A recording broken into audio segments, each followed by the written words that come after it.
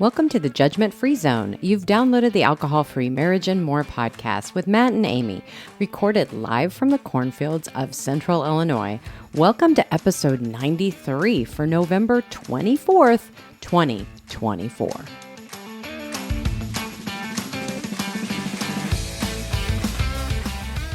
Hello there, children. Welcome back to your weekly freak show that is the Alcohol Free Marriage and More podcast. I am Matt, along with the always lovely and Christmased up Coach Amy. How are you, my love? I am awesome. And I'm Christmased up. The houses, you aren't personally. Oh, I was like going, no. Well, I mean, I am wearing silver and gold. I know. You don't live here, so don't judge how we decorate our house. You know what? I want to bring that up. Quickly. We have a great interview. I know we have a good interview. We have a great interview. But I don't like being made to feel bad about decorating early. Amy, I told you the best thing we saw. Thanksgiving is a day. Christmas is a season. Christmas is a season. And also, who cares? Right. Who cares if my house is red and silver and green gold. instead of orange and tan and whatever? It's getting together. It's enjoying. I mean, and it doesn't matter to me. Well, if your Thanksgiving is over or almost over, don't forget, always click the link down below. We've got a link to Coach Amy's Advent AF calendar or AF Advent calendar. Alcohol-free Advent calendar, Yes. Not the other No. that maybe some of you might think when you see AF because Advent AF, baby. Yeah. So, but, and we're going to be talking about some stuff that is actually available. So don't feel like you have to take notes when we go over something. Some of these stuff. Some of the things that are becoming up here. So Our links that are down below are the Beyond Spirit 7 tips to start your AF journey, as well as our weekly marriage meeting guide, which we actually just did this morning. We did. Every Sunday. No. We missed last week. We missed last week. And can I just say that I did feel like some disconnect throughout the week. I'm like, we didn't plan out. We didn't look ahead. I would have prioritized a couple of things that weren't on the schedule. And then and it's fine that we didn't do them. But it does help. I'm telling you. It does. It really does. So if you want to feel shot. more connected, you know what? Yeah, I would say, and don't just do it once. And you don't have to be married. You can be dating. I think dating would work just the same. I think so too. It's about connect. It's all about I think you can connection. use this. I think you can use this with any type of conversation. That when you're trying to build better communication skills with someone, right? I think you can absolutely use it for a kid. You could. Coworker, kids, people. Anybody. friends, neighbor, somebody that you want to connect with better. Somebody you want to improve a relationship with. There's Sure. tips. There's tips in there that help. Yes. Help all people. But speaking of tips that help all people, Amy. Yes. Thanksgiving is coming up. The holidays are coming up. Yes. What are some tips for people Okay. who want to stay AF? Maybe they just started their journey and this is their first experience through the holiday season, which can be a little challenging. Maybe they started last January and this is the first holiday season. Dun, dun, dun. I mean, that was not easy. So you have 5 little tips here that kind of get they're going to be in the show notes. They're going to be, you can get them in the alcohol-free Advent calendar. Or if you don't subscribe, or if you do subscribe, they will also be in the newsletter that will be coming out. So there you go. Go jointheirside.com if you want to get on that little train. Yep. And if you do want these, like I said, go to the AF calendar. So have a plan beforehand. Yes. Are you going to drink or not? Or what are you going to take? Yes. And, I do tell people, many people I work with at the beginning are still drinking mindfully. So drink mindfully. Yes. Okay, and that's not easy. No. But if you go in ahead of time knowing that, it helps. Yeah. Another tip along with that plan beforehand, if you're going to a restaurant, call ahead. See if they have any options. If somebody is hosting the party, ask if you can hey, I'm going to bring my own. Don't worry about me. Or, like this says, get there early, and so you can order your drink, get something in a rocks glass, get some right. club soda and lime, and nobody will think twice That's right. about it. The trick is the glass. Yeah. Just don't get it in the water. Yep. Glass. So the first one was have a plan beforehand. Matt just said the next one, get there early and order your drink ahead of time. The other thing is, if the host asks what you would like to drink, just say, thank you for asking. I'm thirsty, and I'd really like to have a glass of water, or practice beforehand what you're going to actually order. Hey, I would like a club soda and lime, please. If they really push alcohol on you, practice saying, suck it, Karen. No, we're not. Sorry, that's not a tip. That is not... We're not going to do that. Okay, we're not doing that. Sorry. We're not doing that, Matt. Put that in your back pocket. Just okay. In case. All right. But number 3 then. Have an exit plan. Remember, you can leave whenever you want. You are a grown adult. True story. And so I like to let people know that. Once people start drinking and that, you can do the old bathroom trick. Hey, I'm going to go to the bathroom, and then quietly slide out, especially if Irish goodbyes aren't just for drunks. Yeah. I mean, especially if it's like if you're at a restaurant or something like that. Or, you can quietly go over, tell the host, hey, I'm going to be taking off. We'll see you later. And just, got an early morning, whatever. Yeah. Which all goes back to your plan beforehand. Yes, exactly. And then the next one, number 4, host your gathering. We are doing that. And I believe that's what we did when I first went alcohol-free, Probably. but it was Easter. Yep. And so I had all my own stuff. Right. I encouraged other people, if you want to bring something, please bring your own. Yep. And I think that is also is something that is very helpful. One little thing in there too, if you can tell somebody that you're doing this, share it with somebody, that also can help you. So if you don't feel like you have somebody that you can share it with who's at the event or whatever, use us. Reach out to us. We'll be your friend that you can reach out to. Absolutely. And then finally, number 5 is ask yourself the following. Do you really want to go? And why are you going? Right. I think that's really the important thing. Are you going to please somebody? Because if you're in the early stages, you do not have to go to everything. No. You can be incredibly choosy about this. If it's going to a family dinner, I don't know your scenario, but use those tips that are up prior. Yep. If it's something like that. But if it's something you're like, you know what, I just don't want to go, don't go. No, don't go. Don't go. That's okay. Don't go. No. It's okay. Set boundaries for yourself. You are an adult. You do not have to go and be the people pleaser and please everybody all of the time. Taking a break. Protect it. Cool. Oh, I forgot that song doesn't stop by itself. It's been a minute since I used it, I guess. So our drink of the week, we just have the one this week, and always remember there's a Go Brewing discount down below. I'm very excited. Proxy. Amy, next week, next week, we're actually interviewing Grant from Bureau, the brewmaster of Bureau. I know, that is crazy. Yeah, he won't be on for a couple weeks, so we have a couple other interviews to get to, especially the one this week. But before we get to that, we might want to plan that out so that people have enough time to order. Before the holiday. We may want to bump stuff around. Yeah, so that people can order for Christmas and that's a great point. New Year's Eve and that. So all right, we'll have to work on that. But anyway, let's cut to the chase, Amy. Our drink of the week, we just have the one. Yeah. When we were in Chicago last weekend, we were at Italy, a fun little place to hang out. Italy, not Italy. Italy. And we've seen this advertised before. It's called Proxies. Yeah. We had never had it. No, we never had it. We got the red and a white, actually. Yeah, we'll have to try the white now. And I'll read what they say on their website to give them a fair shake. Blending wine grapes, fruits, teas, spices, and complex ferments, Proxies go way beyond the grape to capture everything that makes a wine a great pairing with food, acidity, body, and tannin, without the alcohol. Go ahead. You go ahead. I was going to say, not my favorite. I just had an idea, though, for what we have left. What? I want to get a little thing of cider. If you mix that with maybe some cider. And apple cider or cider vinegar?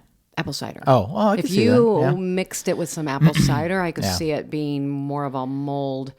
It just wasn't, I did not realize that it was like an alternative. Yeah. Whereas like toast, I knew. Yeah. Yeah, I would say it's more like a toast. Like if you're looking for a wine replacement, go Gießen, go Luminary, even Free or Ariel. Those are de-alcoholized wines. Proxies is more like a toast. It's like it's a I different creation. I could definitely see it being mixed in with, a bubbly water or something like that. I think for me that would probably, I think I would like it probably maybe a little bit more. But and what always saves a mediocre NA wine is a little all the bitters. Few drops of all the bitters. So check out our friends at All the Bitters. That is always good if you want to sexy up.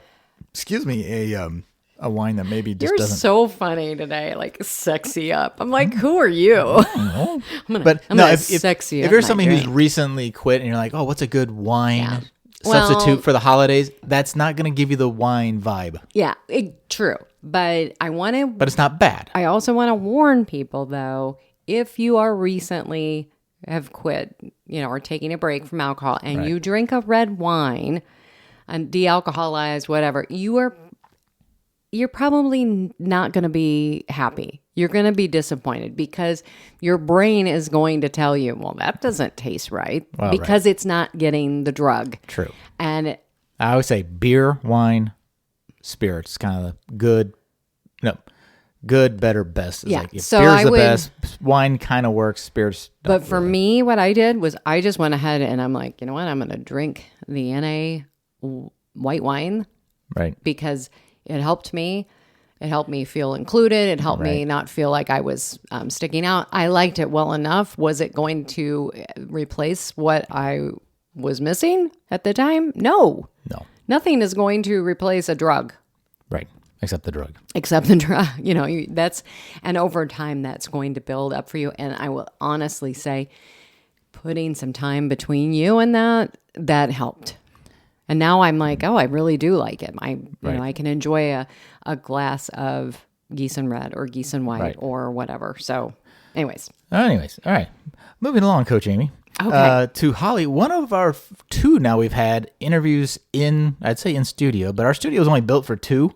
So when we have a third person, we actually go back to the dining room, which is where our old Red Boy podcast was in the dining room. So you'll notice if you're watching on the YouTubes, you'll notice a bit of a scenery change, if you will. Exactly. But tell us about Hollie, Amy. Hollie Carnahan is from San Antonio, Texas, and she's been married to her husband for 29 years. She has two beautiful daughters who are 25, 22. She has two awesome son-in-laws as well now, and she has a beautiful, precious little granddaughter who just turned 21 months. And we're going to just leave it there because Hollie's going to talk a little bit about how we met. Well, welcome, Hollie, to our, not studio. To the dining room. We haven't podcasted in the dining room in a long time. So excited that you're here. So I'm just going to ask as we get started, because we're going to our connection will be revealed in this as well. But where are you from? And just tell us where you're from, a little bit about yourself, and, maybe just, I don't know, maybe something that you like to do. Okay. Well, first of all, thank you all for having me. It's good to be here. I am from San Antonio, Texas, and I've been married to my wonderful husband, David, for 29 years. I have two beautiful daughters and two awesome sons-in-law. And I have a precious granddaughter who is 21 months old. I love to travel, especially when I'm traveling to spend time with my girls and my granddaughter. My oldest daughter lives here in Bloomington, Illinois, and my youngest daughter lives in Corpus Christi, Texas. All right. I have a question. Mm-hmm. How'd you find yourself to be in our dining room? I think it's a God thing. So it was a Sunday afternoon. I had gotten home from church. I was just Sabbathing on the couch, resting, and I was scrolling on Facebook, and I'm a part of several sober Facebook groups. And so I'm just scrolling, and then as I'm scrolling, I see a picture of this very pretty woman on a stage, and I could tell she was singing. And then I read her comment, and it was something like that she was so thankful to be able to worship and help lead her church in worship. There was a time in the past that she couldn't do that for different reasons. And I just remember feeling like I'm just going to read all the comments that everyone is saying because I'm a believer and she's a believer. And so I read some of the comments, and then someone asked, "Where do you go to church?" And then Amy responded, "I go to Vale Church in Bloomington, Illinois." And I just sat there and I was like, oh my goodness, my daughter just moved from Texas to Bloomington, Illinois and goes to Vale Church. Jeez, what are the odds? I know. And we had already attended Vale with my daughter and son-in-law months prior on another visit. But I was just shocked. And there was something inside of me that said, I really need to meet this woman. I think that's so crazy. And then, But the group that it was in is an AF alumni group, right? yes, It is. Yeah. absolutely. Alcohol-free alumni. Yeah, and I've done coaching in that group. I've helped lead in that group, and so, but I had no idea. You never know Right. who you're going to meet, and that was so funny. Then all of a sudden, you are up here and you reach out. Yes. And so on my next visit, I was telling my daughter and my son-in-law, I said, I saw this woman on Facebook and she lives here and goes to your church.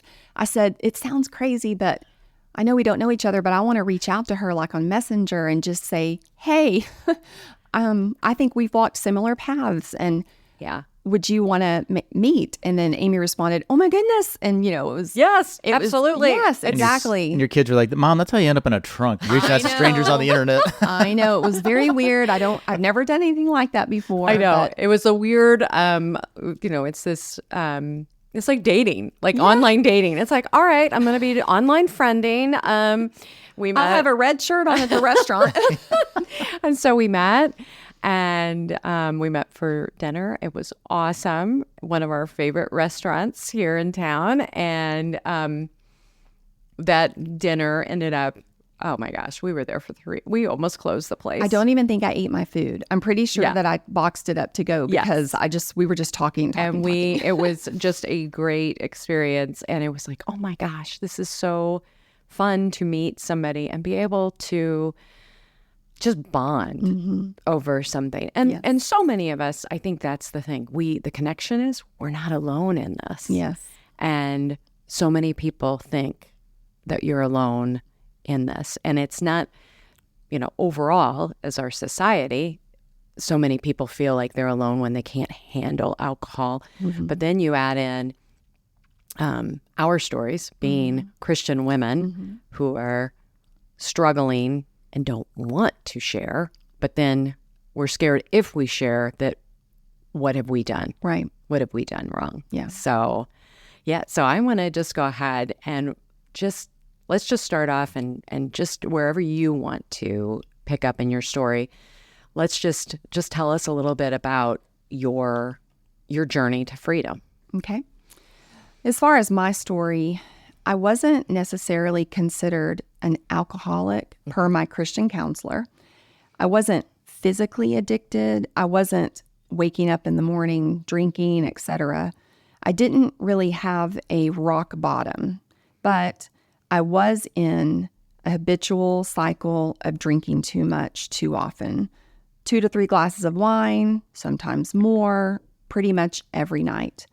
And I couldn't seem to stop. I was silently struggling with not wanting to drink every night, but still ended up drinking most nights. I don't know if I have a label, alcohol use disorder or gray area drinking. I tried to quit so many times over the years, too many to count, but this time was different. As I looked back on the previous weeks leading up to me removing alcohol from my life for good, I could see God using so many events and conversations that led to me surrendering this part of my life to God. A conversation with one of my best friends. I remember we were planning our annual weekend away trip with our husbands. We've all been friends for over 20 years. And one of the options that came up was going to a vineyard in the hill country. I remember that day walking into my kitchen as I was feeling so unsettled about planning a whole trip around alcohol. my friend came into the kitchen and she knew something was wrong. I told her I was struggling again, like so many times before over the years. And she knew of my struggles. I had told her almost every time when I would struggle. But I'll never forget what she said this time. She said something like, Hollie, just let it go. You're never going to change. That stung. And she loves me and I love her. But that, I just never will forget that. And I thought about that comment so many times over the following weeks.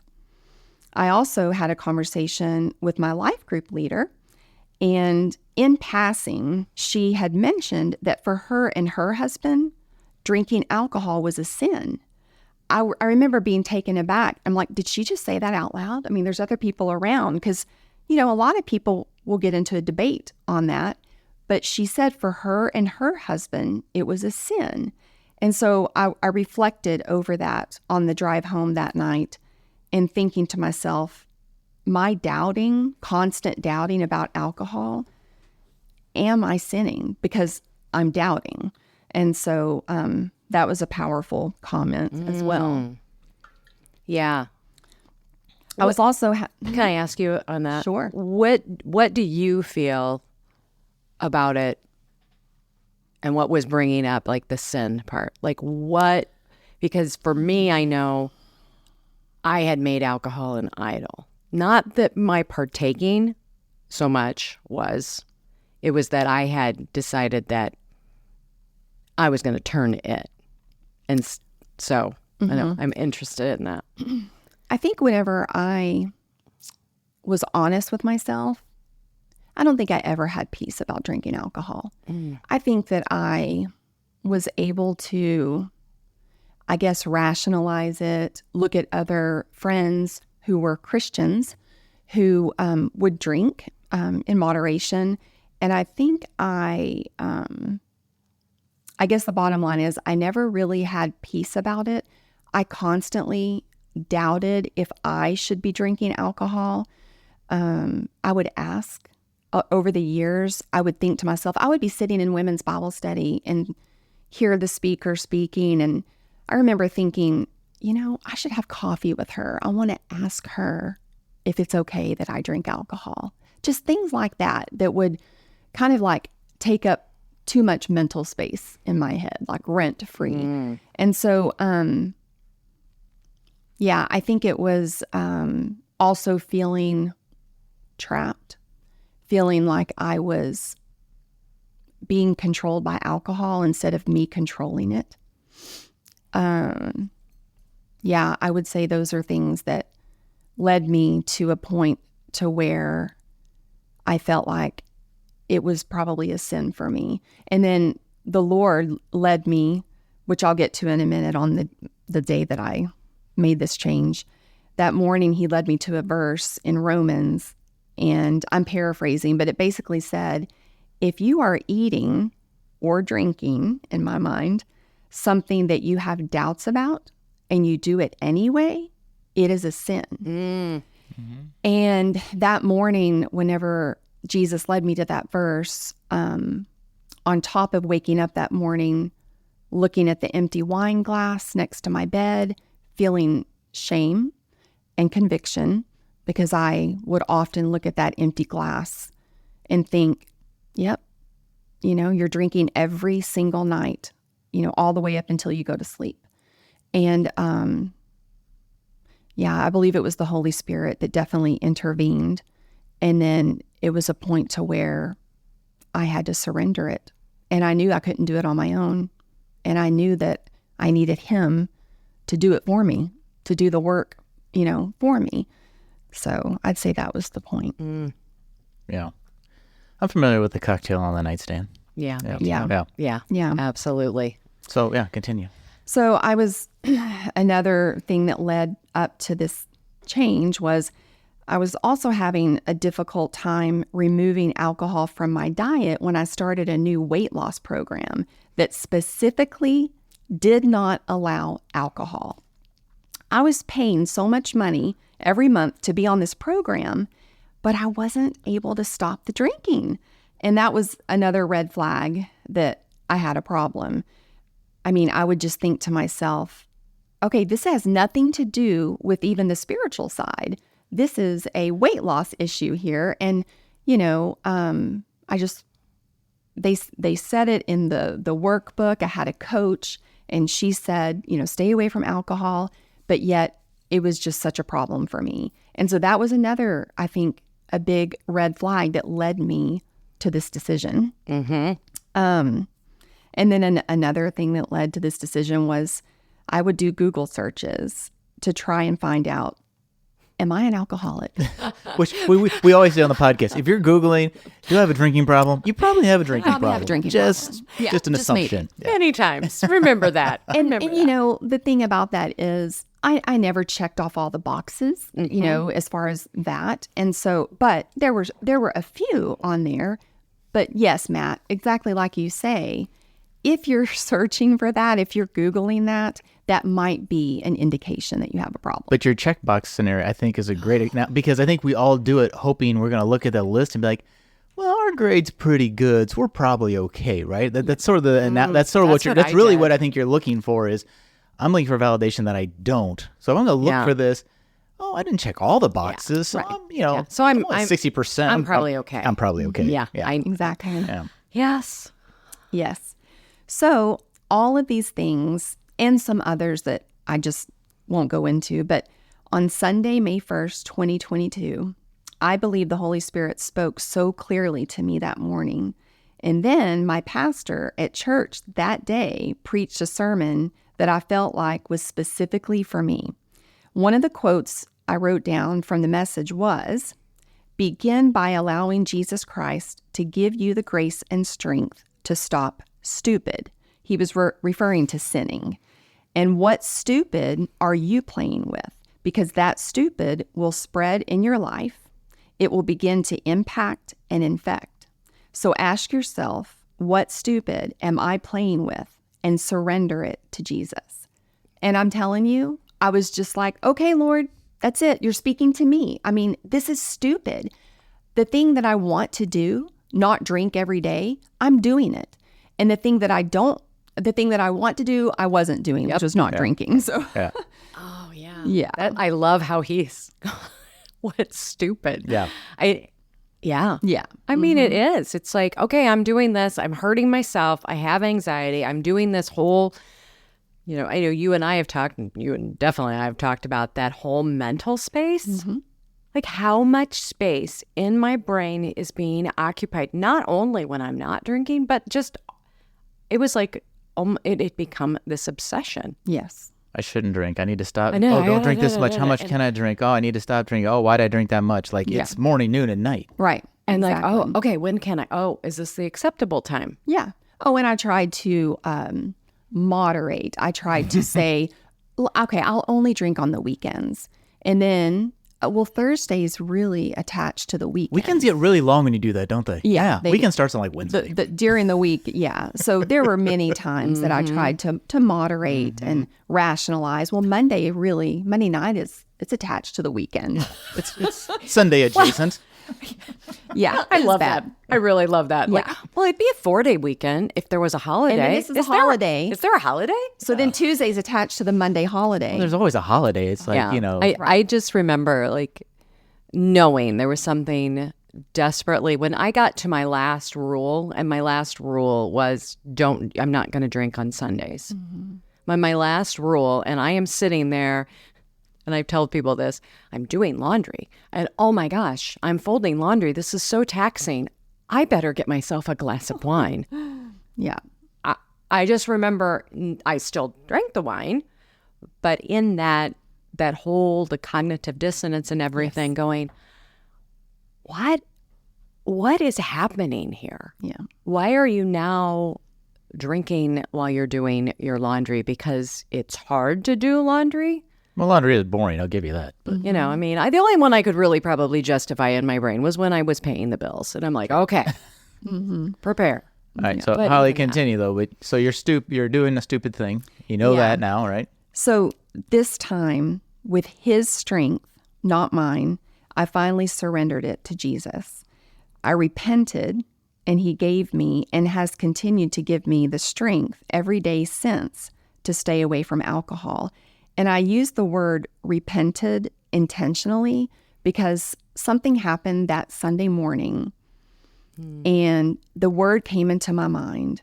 And I pray, I use a prayer journal every morning for, it's probably been a couple of decades. Every morning I have my devotion, I pray, I journal, and I could look over so many journal entries that I would ask the Lord, am I doing anything outside your will for me? If I'm doing anything outside your will for me, Lord, please show me and take the desire away. And then I would even think certain days I would say, well, I have a desire to have wine tonight, so it must be okay. And just disregarding, the flesh so much. So the word, repent, it just was so clear to me that morning. True repentance is not just apologizing, saying I'm sorry. You're walking down a straight line. You realize that you're doing something wrong, and you do a 180, and you never go back. You're now walking the other way. That is true repentance. Yes. And it just resonated so well with me that morning that that's what I needed to do. So it is truly a gift to now be free from what I felt had such a hold on me. I was believing a lie that I would be stuck in that pattern forever. I honestly didn't think I would ever be free from alcohol. During the time I was drinking and so desperately wanting to quit, I remember thinking crazy thoughts like, and this is embarrassing, but I almost wish I had cancer or had some reason to be in the hospital for a long time, long enough to make me stop drinking. Good grief. I was in such bondage. I know that I was. Yeah. So I'm so thankful to God for being free from alcohol. It's been pretty much a miracle in my life. I love that. So you just, that Sunday, and then you just didn't drink again, huh? Yeah, wow. That's right. Wow. Yeah. I love it. That's impressive. But that's true repentance, right? Yeah. And I sat hung over in a church pew many weekends, but I don't think I truly repented. I was just like, I just would pray that take it away from me. I want to stop. Yeah. But not really. And I think that the piece that you said, and that this is why our stories really do, they really do align together. Is I remember for me having that, I feel like it was that come to Jesus moment, a divine conversation with God in the middle of the night. I had them prior, but it was finally this surrender for me was like, I am going to do the opposite of what I want to do in these moments. It was like, no, I want to drink. No, I did the 180. It's like anything I want to do, I'm not going to do it anymore. Yeah. I'm going to listen to what he wants for me finally. Yeah. Because I would sit there and say, I would even say I was sorry, but there was this like, okay, but then the addiction in the afternoon, you're like, okay, well, guess let's have a drink. But there was finally that, I think it's almost like there's finally it's total surrender. That's like, right. I'm done. And I'm not going to listen to me anymore. I don't know best. Yeah. So. And Matt, you just asked me, so what, that you just stopped, that day? That might sound easy, but it wasn't easy. Right. I was very much white knuckling it the first, in the very beginning. I remember the first night, that Sunday night, and then waking up the next morning, my feet hit the ground, my hands went up, and I said, thank you, Jesus, day one. And then the next morning, thank you, Jesus, day two. And I was just praying. I was leaning into him, and I was relying on his strength.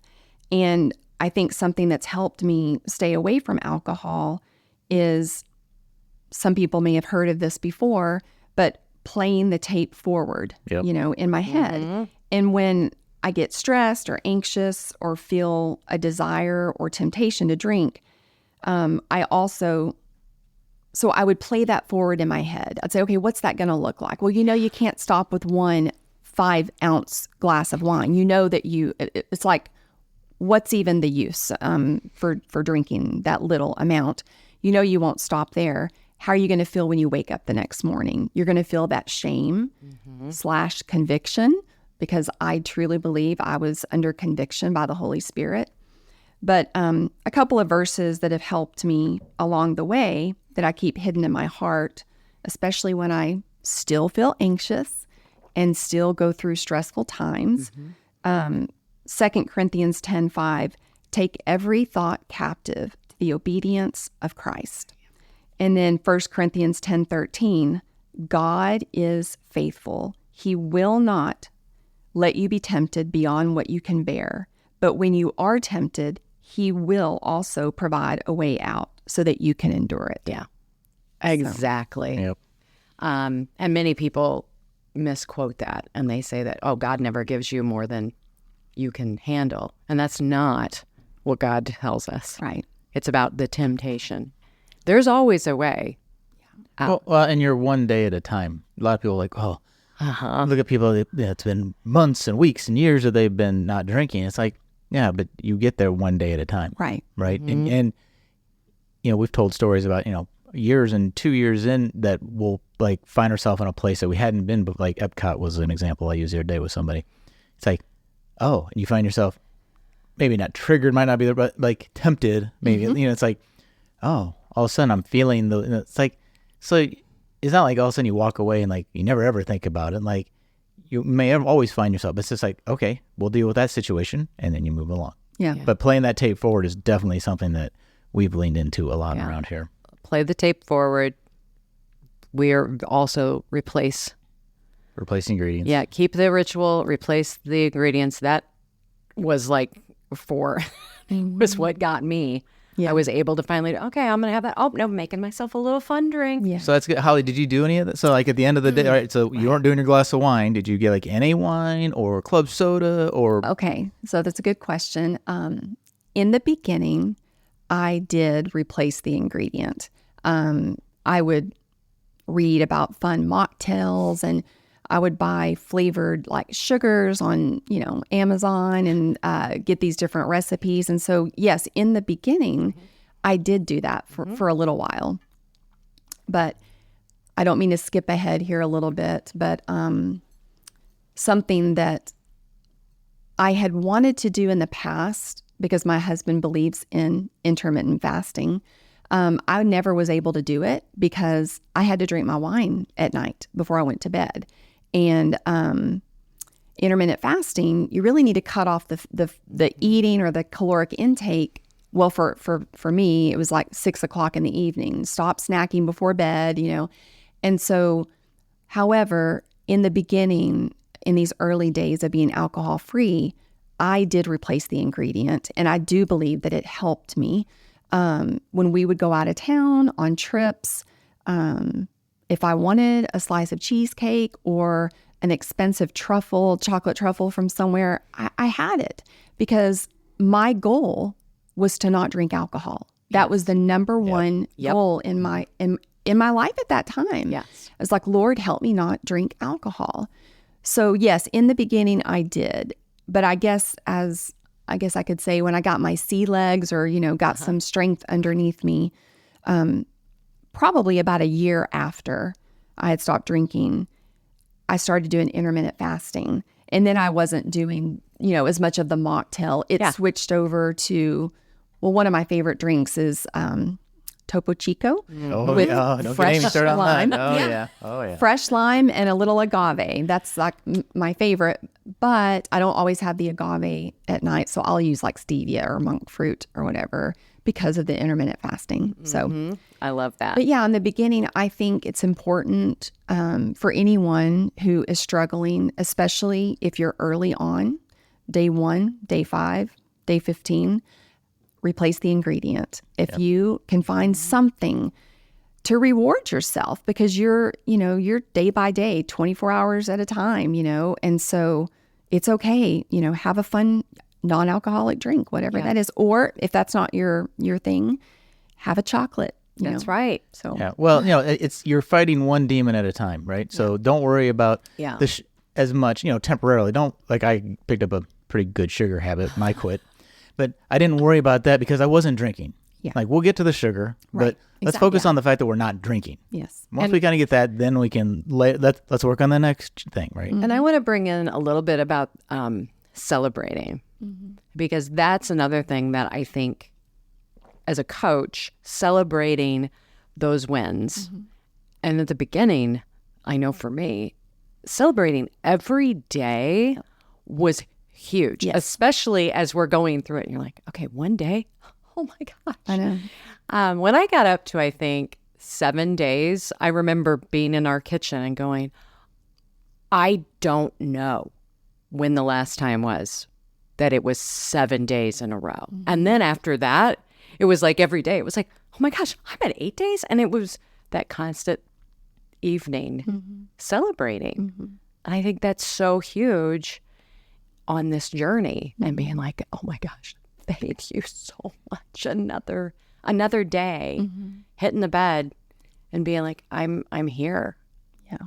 Did you have in the beginning, I don't know, did you have those moments where you were like a real struggle? Like were there any times where you're like, maybe I'm not what am I convicted doing? enough. What am I doing? Should I keep doing this? Or, was there that battle? Yes. I would say sometimes I still have that battle, especially when I'm around alcohol. Okay. I haven't arrived yet. I'm not bulletproof against alcohol. If I'm sitting at a dinner table or, with guests, friends that I love, and if they are drinking in front of me, sometimes I will think to myself, just for a second, do you really have a problem with alcohol? Can't you moderate this? Do you really have to completely abstain? You could just have a celebratory drink with your, friend or family member or whatever. And then I just have to remind myself, I know the truth. I already tried that. I've already tried to moderate alcohol. And I know now that I'm a much better abstainer than moderator of alcohol. And so I have to remind myself of that. And I am hoping that one day I can sit right in front of someone that's drinking, wine or a cocktail, and it won't even faze me. Like, I pray for that day. I want it to come. I do believe, I tell myself, I believe that will come one day, but I'm not there yet. Yep. I'm not unfazed by being in close proximity. When we go to a restaurant, my husband and I, if they want to seat us next to the bar, I just say we'd rather not sit over there because I'm not there yet. Got it. When I see someone in front of me drinking a glass of wine, I start thinking about the wine. I start thinking about my favorite wine. I can feel it drinking it, the warmth, the feeling, and that's not good. Because when I look at it, if I think that, then I know that I have to be careful. I really do. So, And I think that's where the playing it forward comes in. You're like, okay, because your brain immediately goes to, oh, that first sip and that part. But let's play it forward. There's another. Now I got stained teeth. Now I don't sleep good. Now I feel like crap. Now I may say things I didn't want to say.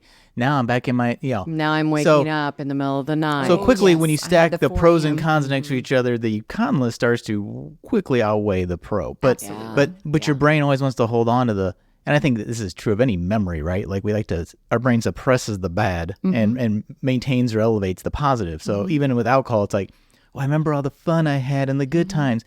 Do you remember the throwing up? Do you remember the stomach problems? Do you remember the whatever? Headaches. Yeah, the headaches. Right. The shame, the guilt, the money. Tears and, for me, the tears and worship. Oh, yes. The tears and going, what is wrong with me? And then I'm here in the moment. I'm giving it to you. But then as soon as I would walk out, being like, oh, okay, I'm good. Yeah. And then not being good. And I think I love how you talk about, like playing it forward. I hope that I can give you hope in this because I did as well. Like you're like going, sometimes I would sit there and I'd be like, okay. And I was even coaching going, yep, it's good.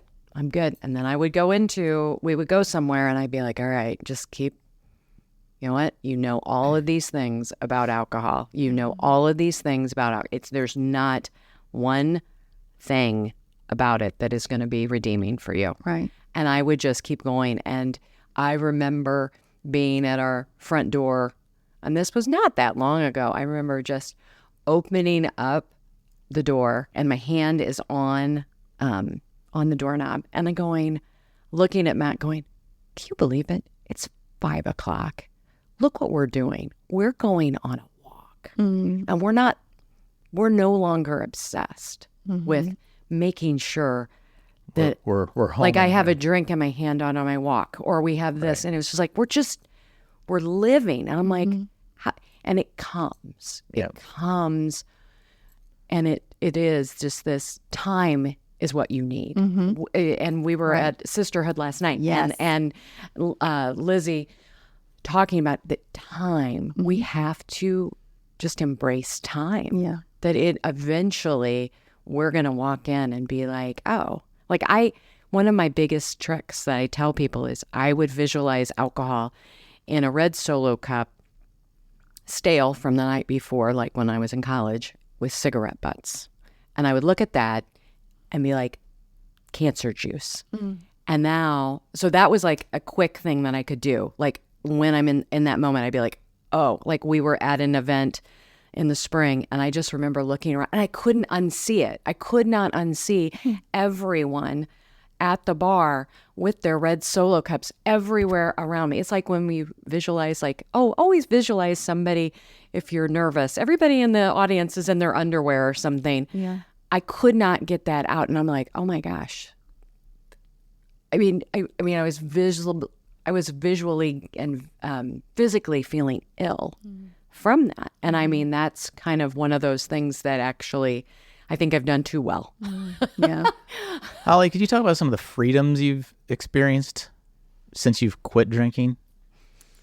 Sure. I mean, like, my surprise one was like, oh, my stomach problems weren't IBS. They were because I drank too much alcohol or, a lot of people have improved sleep or just, quality time or, hey, I do a lot more activities because I'm not spending my nights boozing it up. Well, probably the biggest freedom is peace.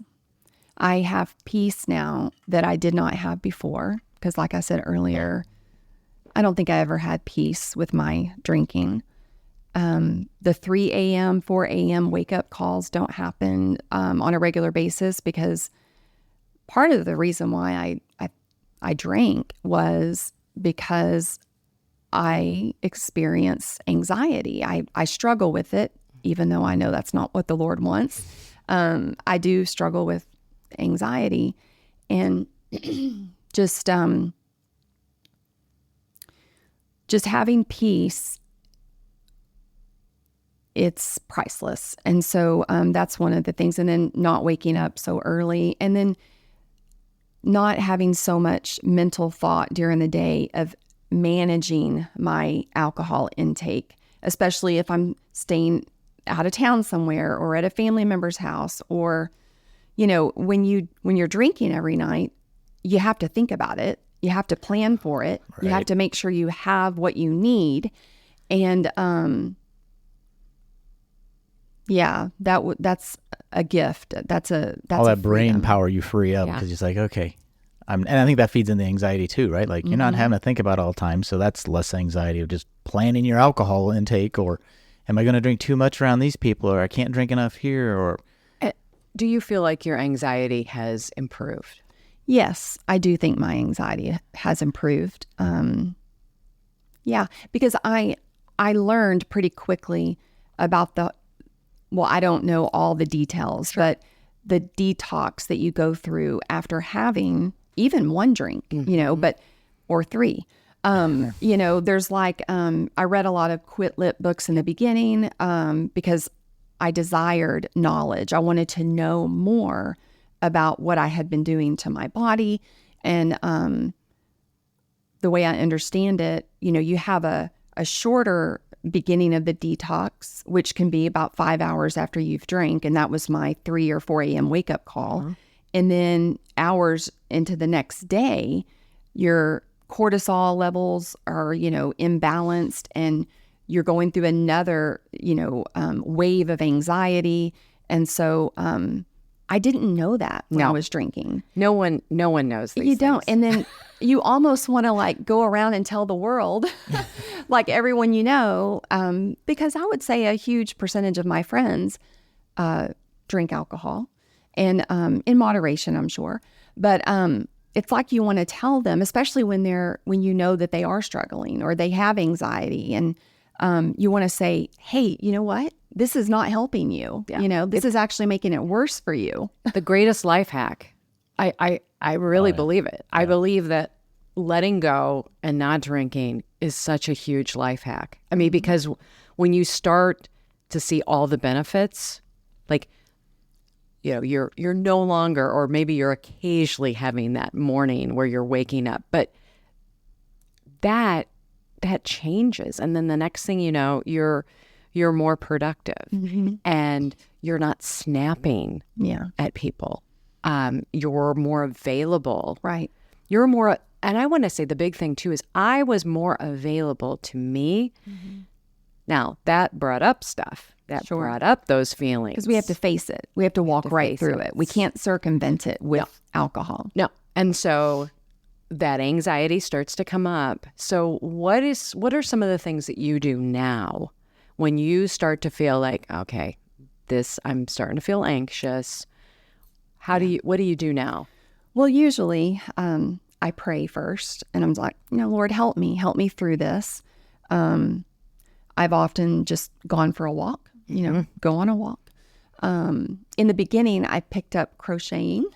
Oh, wow. Yeah. So I made several blankets for my granddaughter and my daughters, and because you have more time on your hands when you're not drinking. And I found a lot of therapy, or it was therapeutic to crochet, do something with my hands. I did do that. And so that was something that would help me get through those times.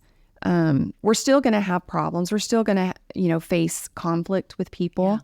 But I really believe the time, and the more times you get through those times and the days start counting up, I think that we are rewiring our brain and in a healthy way. And it's like every time we're able to get through something without an addictive substance, you're growing in your strength in it.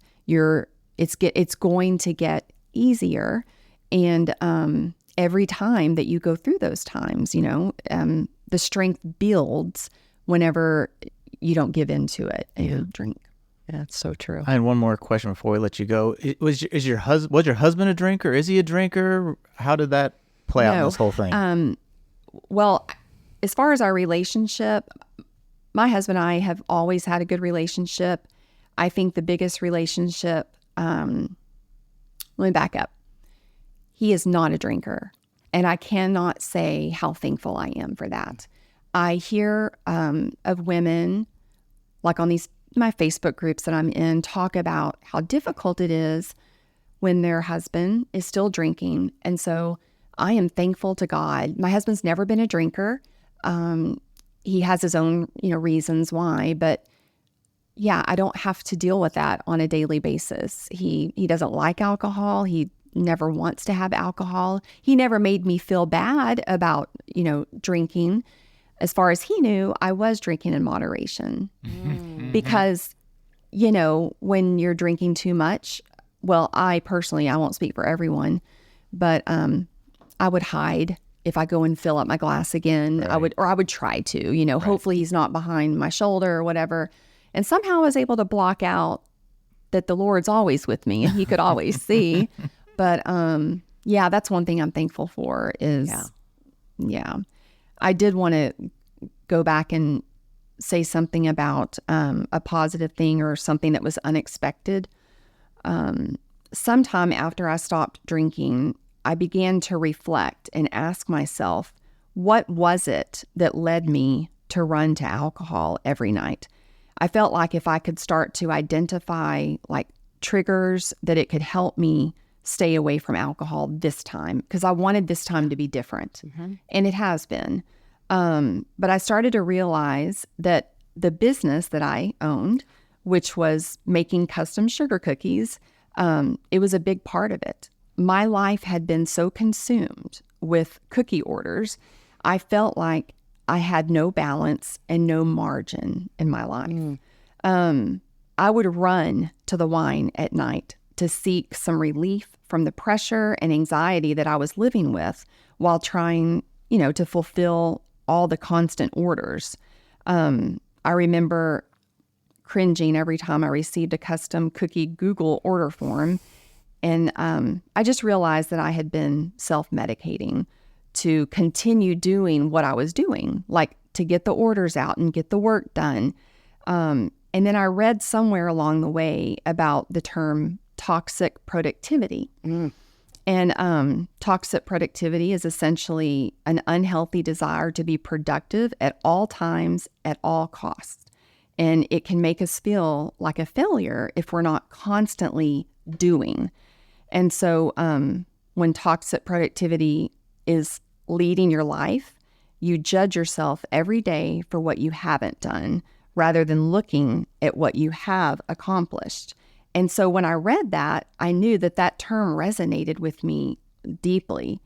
So after I quit drinking and thinking over, the triggers and things that brought me so much anxiety, I felt like the Lord said, enough, no more cookies, like lay it down. I know that probably sounds so like silly that cookies can be toxic in your life, but I had very much had so much like passion for it, and I enjoyed the artwork that I would do on these custom sugar cookies. But I painfully finished the last orders that I was committed to, and then I just felt so free. This was absolutely a God moment in my life, because, I used to have so much passion for making cookies, but it led me to an unhealthy place. And God truly changed my heart about it. I lost the desire and passion for it because it was a huge thing that led me to drink. And what I really wanted to do is focus on my health, taking care of my home and my husband, cooking meals again, and finally getting back to exercising again, because these were things that were suffering because of my business and the imbalance of it. I wanted to gain more balance in my life.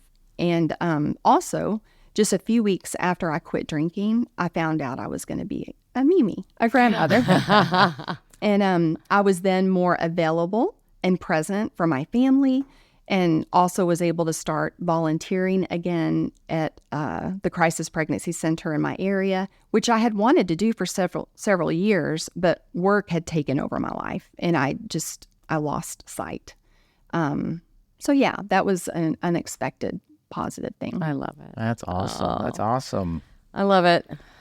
And I love how, how we met. I do. When people hear it, that story, they're like, what? I'm like, I know it's crazy. You're on a group, and we all want connection. And that's the one thing I do love, the groups. I love being a community. I love getting to these groups and getting support. So that would be one thing that I would tell people. If you are feeling like you're really alone in this and you're in a group, put in there, hey, is anybody in this area? I mean, obviously you and I were not in the same area, but you can find, there's probably somebody, maybe they're not here. I've had a couple of, people that I've got to meet up with out of that group. And you and I's story, I just am like, now I'm like, oh, well, your grandbaby's here. So, Yeah. when you come in town, all right. That's right. We've got to have a coffee date. We've got to have that connection. And I think that's so get on those groups, make some connections. You too may be in a stranger's house. Right. On a podcast. Exactly. Are you going to ask the last question, Matt? Well, I think I know the answer because you kind of already I said do. it. But what is your favorite tonight when you go hang out with the grandbabies, what's your go-to NA drink now? Yeah, I have to say it again. It is Topo Chico with fresh lime. I like a lot of fresh lime. Oh my gosh, we buy so much lime. So it's just, it's so good. It's so refreshing, and it works for me. So I love it. I love Well, thank you so much for you. being here in a stranger's house. Well, maybe change the podcast to a Not a stranger's stranger. house. Not anymore. Strangers. Not anymore. No. Now we're all friends. Yes. Yes. Thank y'all for Great. having me. You're so welcome. Well, thank you, Holly, for making the journey from your home to the cornfields to sit in the dining room with us. That was wonderful. Yeah. And let's just remember why she really came up here. Okay. It wasn't for us, to be honest. Yeah, But she came up to see her little precious grandchild be dedicated in our church. And it's amazing how God works things together. it's just so nice to have a face-to-face It's so much conversation fun, and after it's- 2 years of online interviews and Yeah. stuff. And we're going to have a few more in-house. We have one more in the can ready to go. And then we have, a couple lined up. I'm trying to get one lined up and just talking about, the advantages of living an alcohol-free life. There you go. Get it out there, kids. All right. Well, thank you for joining us this week on the Alcohol-Free Marriage and More podcast. Enjoy that Turkey Day. Stay sober out there, kids. I'm Matt, along with Coach Amy, wishing you peace and love from the cornfields. And we are Out.